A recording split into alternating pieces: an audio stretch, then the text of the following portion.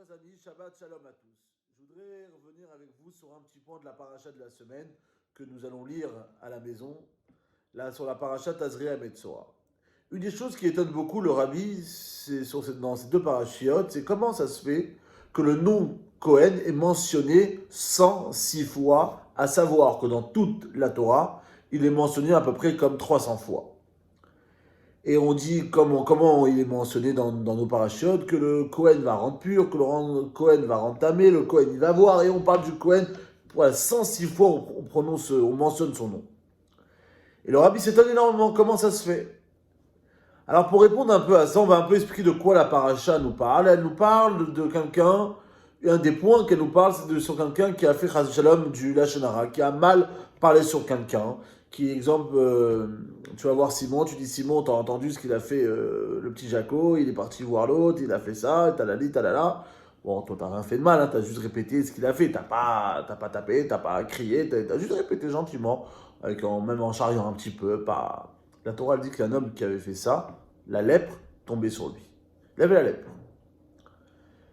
Et s'il avait la lèpre, automatiquement, il devenait impur. Mais il ne pouvait pas décider tout seul. Il fallait qu'il aille voir qui? Un Cohen. Il allait au temple, et le Cohen regardait la tâche. Si c'était la tâche en question que la Torah nous parle de cette taille, de cette couleur-là, bah on devait lui dire, mon gars, bah tu vas là en quarantaine, tu dois quitter ta maison, ta famille, tu sors du camp. Et si ce n'était pas le cas, il pouvait rester. La Torah nous dit que si, exemple, il allait voir un dermatologue, pour voilà, un docteur de la peau, et qui lui dit, écoute, ta tâche, d'après ce que j'ai étudié, c'est bien ça, c'est la tâche qui te rend impur, et tu dois aller en quarantaine. La Torah dit, non, pas du tout, ça marche pas du tout comme ça. Tous les médecins de la terre, ils peuvent voir et dire que oui ou non, impur ou pur, ça marche pas. Il y a qui va décider que tu es pur ou impur, c'est que le Cohen. La Torah, elle va très très loin. Elle dit, vous savez que dans les Kohanim, il y a plusieurs catégories. Il y a le grand Cohen, le petit Cohen, le moyen, le Cohen simple, le Cohen qui connaît beaucoup. Bon. Et la Torah, elle dit que n'importe quel Cohen, même s'il n'est pas professionnel en la matière de la lèpre, il pouvait dire kasher ou pas kasher, pur ou impur. Et la Torah va encore plus loin, elle dit même un Cohen qui ne voit pas, qui est aveugle malheureusement, si au toucher, il pouvait y toucher, il disait, écoute mon gars, c'est bon, c'est pas la tâche qu'il faut, c'est pas la taille qu'il faut, tu peux rentrer chez toi, on l'écoutait. Le rabbi dit, je comprends pas. Mais pourquoi? Pourquoi si un médecin professionnel de la peau qui a appris, qui a fait les études, il te dit que c'est bon, on l'écoute pas? Et pire que ça, comment tu peux dire qu'un Cohen aveugle, qui voit pas, qui est juste tout touché, il pouvait rendre pur ou impur quelqu'un? Et le rabbi donne une très très belle réponse. Il dit en fait, pour décider une chose comme ça, pour décider, est-ce que je prends un juif, je le fais quitter sa maison, je le fais quitter tout son village, je le mets complètement en quarantaine. Et malheureusement, beaucoup de gens voyaient qu'il n'était plus là, et souvent comprenaient qu'il y a eu quelque chose de mal qu'il avait fait. C'est uniquement un Cohen. Pourquoi? Parce que le Cohen, il a une touche que tous les gens du peuple n'ont pas. C'est quoi la touche qu'il a? C'est qu'il a un amour différent de nous envers le juif. Comme on voit que Aaron à Cohen, le premier Cohen, il a écrit Ohev Shalom, Verodev Shalom, il aime la paix, il faisait tout pour la paix. Ohev et Abriot, il aimait les créatures de Dieu. C'est-à-dire qu'il avait un amour profond pour n'importe qui. Mauvais, pas mauvais, machin. Souvent, on dit comme on voyait chez le rabbi, que tout le monde allait voir les juifs les plus gentils, les plus moins gentils. Le rabbi les recevait comme si c'était des anges. Pourquoi? Parce que le rabbi, il avait un amour profond pour le juif en lui-même. Et c'est ça le Aaron HaKohen, ce qu'il avait. Et cette chose-là, il a transmis à tous les Kohanim, à toute la tribu des Kohanim. Ils ont une touche que nous, on n'a pas. Ils ont une touche d'aimer le juif qui est en face d'eux d'un amour très pur et très simple.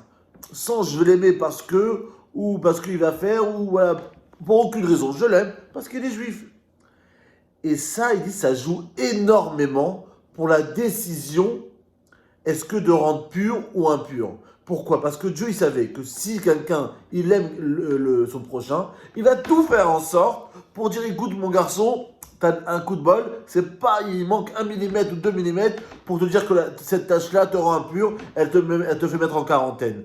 T'as un coup de bol, Baruch Hashem. Et ça, sur qui on pouvait compter, c'est uniquement sur un Kohen. Et c'est pour ça que la Torah elle dit, même le Kohen le plus simple, même n'importe qui, il est Kohen, il a un amour du prochain, je lui fais confiance.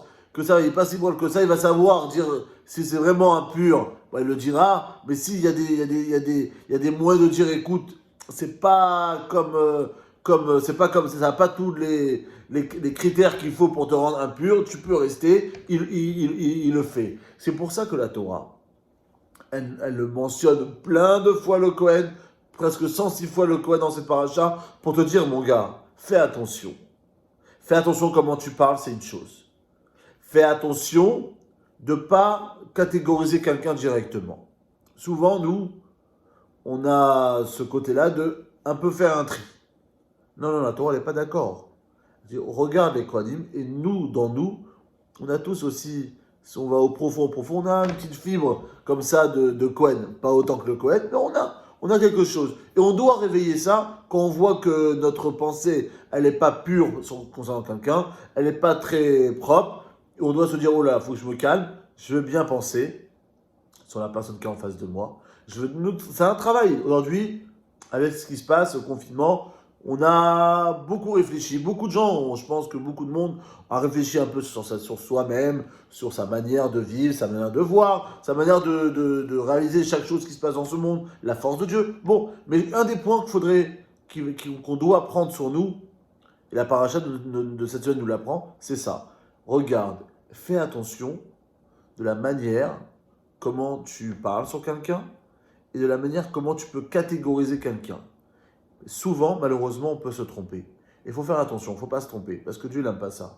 Dieu, il a choisi les Kohanim exprès. Même le Kohen qui est aveugle, parce qu'il voulait que juste le Kohen dise c'est bon, t'es cachère, pour ne pas mettre en quarantaine quelqu'un. Voilà, mes amis, je vous souhaite à tous un beau Shabbat, un bon Shabbat. Ce Shabbat-là, c'est le Shabbat de Rosh Chodesh Iyar. Il a une force, comme on l'a dit plusieurs fois. Iyar, c'est Ani Hashem Rofecha. Je suis Hashem qui guérit. On prie Hashem, si Dieu veut, que ce Shabbat-là, il apporte une guérison, Bézat Hashem, à tous les malades d'Israël et à toute l'humanité.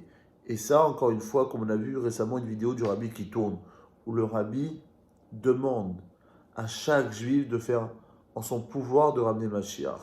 Et ramener Mashiach, il est à la porte, on a juste l'ouvrir la porte. Et comment on ouvre la porte, c'est qu'à travers des bonnes actions. Je pense qu'on peut réussir, je pense. J'en suis sûr qu'on va réussir à la ramener.